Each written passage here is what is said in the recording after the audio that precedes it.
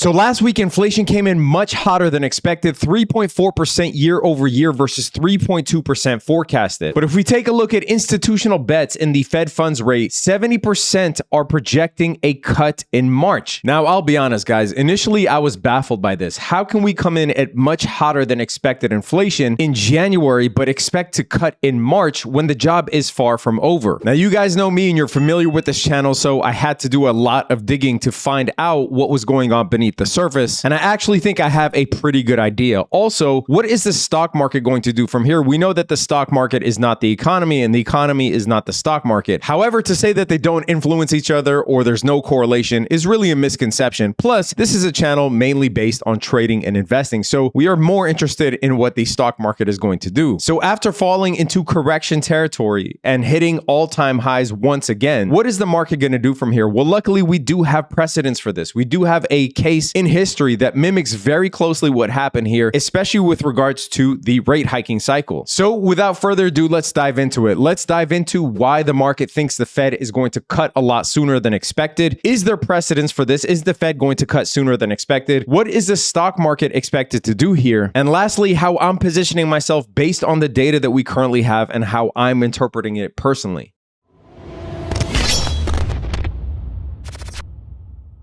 So let's get right into it. As I said, inflation came in much hotter than expected. Now, this was kind of a disappointment, and I'm sure for the Fed as well, because it looked like we were on track to see, finally year over year inflation below 3%. We were 3.7% in October, 3.2%, 3.1%, then jumped back up to 3.4%. Now, we know that historically, inflation is extremely stubborn, especially when we start dealing within the fringes and we near the Fed's 2% target. But what was surprising to me is why the Fed funds rate projections projected a 70% chance of a rate cut in March. And in May, there is actually no chance that the Fed funds rate is going to be what it is today. So there's a projection that it's either going to be one rate cut by May or two rate cuts by May. Now, I've been tracking the history of inflation, the history of Fed funds rates, and you could see here that in 1983, we were in a very similar position. The Fed was hiking back then, and they were deciding on when to cut. Inflation was 3.2%. As you see here. However, the following year, inflation went up to 4.3% despite the Fed continuing to hike. 1985, inflation was back down to 3.6%, and it wasn't until 1986 that inflation finally got down to 2%. We are talking about 3 to 4 years that inflation got down from just above 3% to 2%. Now, part of the reason why it's so hard to fight inflation when we get down to these incremental numbers is because there is a lot of enthusiasm as we near the 2% target. The Fed takes a softer tone. When you look at the Fed dot plot, it looks like the Fed is projecting rate cuts already. Right now, we see most Fed members projecting 3 to 4 rate cuts in 2024. So once that information comes out, then all of a sudden that spells enthusiasm for the markets. And you tend to see investors pricing in enthusiasm. That's why it's so hard for the Fed to hit its target once we start getting into the incremental numbers like the 3% to 4%. Aside from the stock market, people might go out and spend money. Businesses might hire a little bit more or not lay off as much as they need to. You might get a drop in yields, which then fuels buying in cars and homes, etc. So it's very hard to get inflation down to the 2% once things start looking really good. Now, let's dig a little bit more beneath the surface and see what the Fed is actually planning here in early 2024. So Goldman Sachs said that the Fed could start tapering its balance sheet runoff in May, a fairly big walk back from the previous expectations for the fourth quarter. The firm now sees the quantitative tightening process ending entirely in the first quarter of 2025. Now, the Fed balance sheet is something that I actually gave the Fed a lot of credit for. I was saying the balance sheet is one area where the Fed was actually committing to doing what they said they would. They rolled off from 9 trillion all the way down to 7.7 trillion or 7.6 trillion. But before the pandemic, we were at 4 trillion. So we printed an additional 5 trillion. How could they be close to being done with quantitative tightening, with the pausing of rolling assets off their balance sheet? That just seems preposterous. Now, you might be saying to yourself, well, that's coming from Goldman Sachs. Of course, they're going to project enthusiasm. Of course, they're going to be dishonest, etc., etc. But the Fed itself actually said this. So if we take a look at Dallas Fed President Lori Logan, last week said, Logan, however, did concede that it could be time to think about slowing the pace of the Fed's balance sheet reduction. Now, this is absolutely preposterous monstrous. As I said, we printed $5 trillion of additional money out of thin air during the pandemic. How are we done with quantitative tightening? I just don't see it. Like, just as the Fed has a goal of 2% inflation, there should be a goal of at least returning the Fed balance sheet prior to what it was before the pandemic. Now, here's where things get really depressing, especially if you care about the long-term health of the economy. There is clearly no intention for the Fed to get back to where the balance sheet was before the pandemic. How do I know this? Well, we do have proof for this. So after 2008, this is where the Fed actually started experimenting with quantitative tightening. This was a very new concept. Now, playing around with the Fed funds rate, this is something that's been in existence since the central bank existed, but they needed an additional tool after the great financial crisis of 2008, and that's where they found or discovered this process of buying assets from the Treasury and putting it on the Fed's balance sheet, thereby printing trillions of dollars. So after the great financial crisis, they had zero intention of getting the Fed balance sheet back to where it was before the great financial crisis, right? And it's not like we didn't have enough time. The great financial crisis that started really in December 2007 and lasted all the way until 2010. Between 2010 and 2020, 10 years, we had the greatest bull run in stock market history and one of the greatest economies in US history. So the Fed could have easily started easing assets off of their balance sheet, but the Fed, the stock market, the economy, corporations, government, everyone was addicted to easy money. And this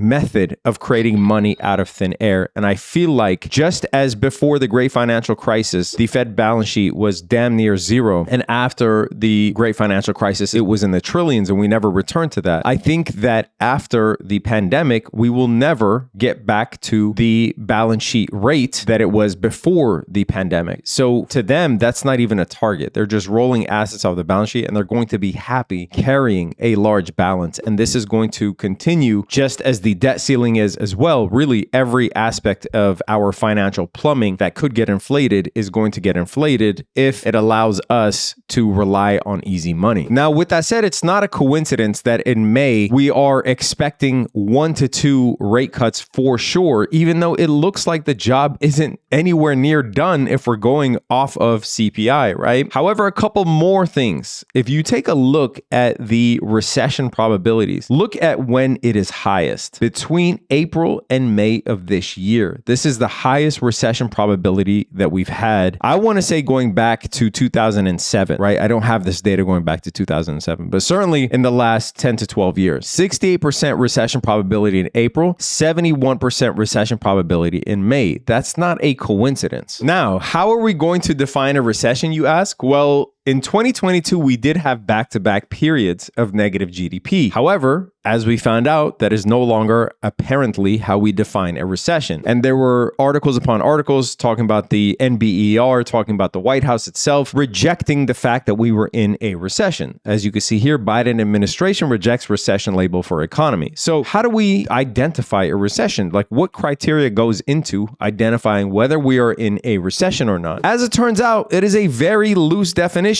When you talk about back-to-back periods of negative GDP, that's very objective. You have one period of negative GDP, cool. 2 periods of negative GDP in a row, okay, we're in a recession. It's objective. You can count it. In this case, the NBER's definition emphasizes that a recession involves a significant decline in economic activity that is spread across the economy and lasts more than a few months. That's it. So if between now and say April or May, the NBER, who is solely responsible for declaring whether we're in a recession or not, if they say, hey, we have had a significant decline in economic activity and it's spread between January and April or January and May, then I think they will likely declare a recession for that period. Now, it may not come until after the fact, but still, they may declare that period a recession. And that is going to then prompt the Fed to say, hey guys, we have to ease up here. We have to reduce the slowing of the balance sheet. And we also likely have to start cutting. And one final thing I'll say about this before I move on to the actual stock market is that if you remember, the Fed pivoted from using CPI to using then core as well as something called PCE, personal consumption consumption expenditures. And PCE is well below 3%. As a matter of fact, the last PCE reading we got was 2.6. The next PCE reading is coming out January 26th, 2024. And if that reading comes below 2.6, the Fed is going to for sure conveniently use this as a reason to start quantitative easing, to start the discussion on cutting rates and start the discussion on slowing down the rolling of assets off of the balance sheet. Now, with regards to the stock market, we have some conflicting information here, right? Some conflicting projections. In election years, the S&P 500 is up 83% of the time, and surprise, surprise, we are in an election year. Number two, after a 20% year, which we had last year, it is very common for the S&P 500 to continue its gains the year following. And moreover, it's very common for the S&P to have weakness early on before the rally continues. Now, remember I said that we had a period in the stock market that looked very much like this. Let me take you back to before the 2008 recession. Now, please, I'm not saying that we are going to see a recession like the one we saw in 2008. That was actually the worst recession we've ever had since the Great Depression. So I'm not there yet, okay? But all I'm saying is we had a period in 2007 where the market was, there were these recessionary signals coming up, just as we have now, right? With the inverted yield curve, et cetera, et cetera. And the market did hit an all-time high, and then we saw a correction and then a rally back to all-time high before a recession was declared, okay? So this is very similar to what we have now, where we had an all-time high, we had a correction, back to all-time high right before a recession is going to be declared. Now, this isn't for certain. Obviously, the recession is not for certain that it will be declared in early 2024. It could be late 2024. But I'm saying that it's not a coincidence between the Fed funds futures traders that are betting that the Fed is going to cut by March and for certain by May. That's not a coincidence that there is a recessionary projection, that there is a prediction of almost 70% that will have a recession by May 2024. Now, the next question you might ask yourself is, okay, so if we do have a recession this year, what does it mean for the stock market? And here is where nobody can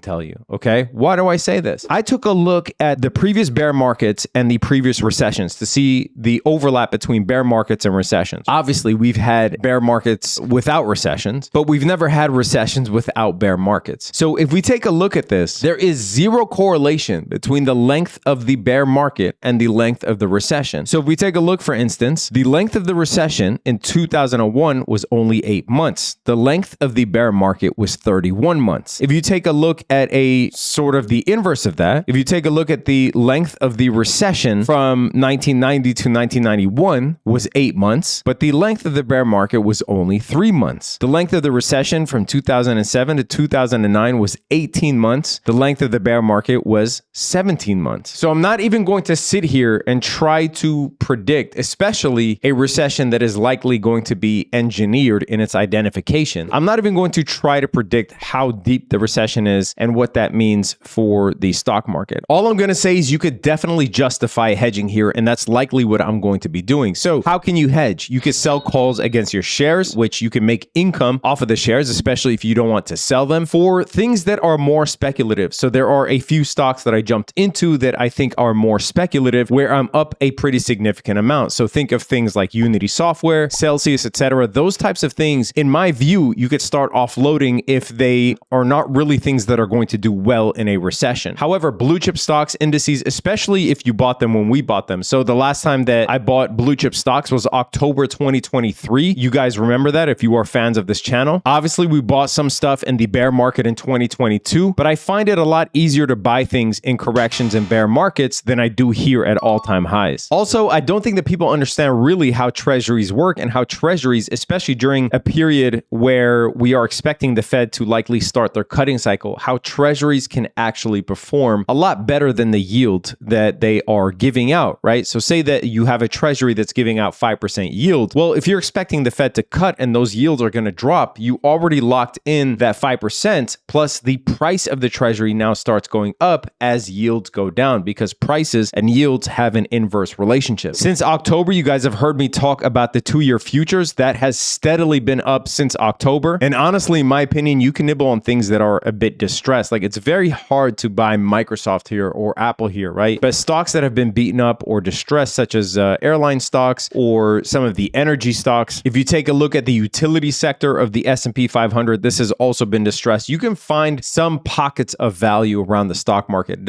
It doesn't have to be the cream of the crop. But in my view, I would rather wait for corrections before buying again. And if the Fed is going to cut, it is likely because we do have a recession or recessionary signals on the horizon, and we've never had a recession without a bear market, even one that is shallow. So while I think that we can end 2024 higher than we started it, as of now, based on all the data that I have, it's very early. It's still January. I do think that there could be signs for an early decline in the first half of the year. And then if the Fed truly is going to commit once again to the age of easy money, sucks for the long-term economy, sucks for your kids' futures, etc. But if the Fed is going to recommit to an age of easy money and completely ignore where the balance sheet was before the pandemic, then I think that will fuel the next bull run. Anyway, traders, if you want to get access to all of my insights, make sure that you use the coupon description below. We are closing our private group to the public. We are taking it private January 31st. And at that point, it will be by application and waitlist only. So if you want to get in, make sure you get in before the 31st. Use the coupon code in the description. You will get access to all of my insights, my trades, my weekly analysis, etc., as well as the education platform and the education content that we continue to put out, such as the masterminds, teaching people how to do technical analysis, how to trade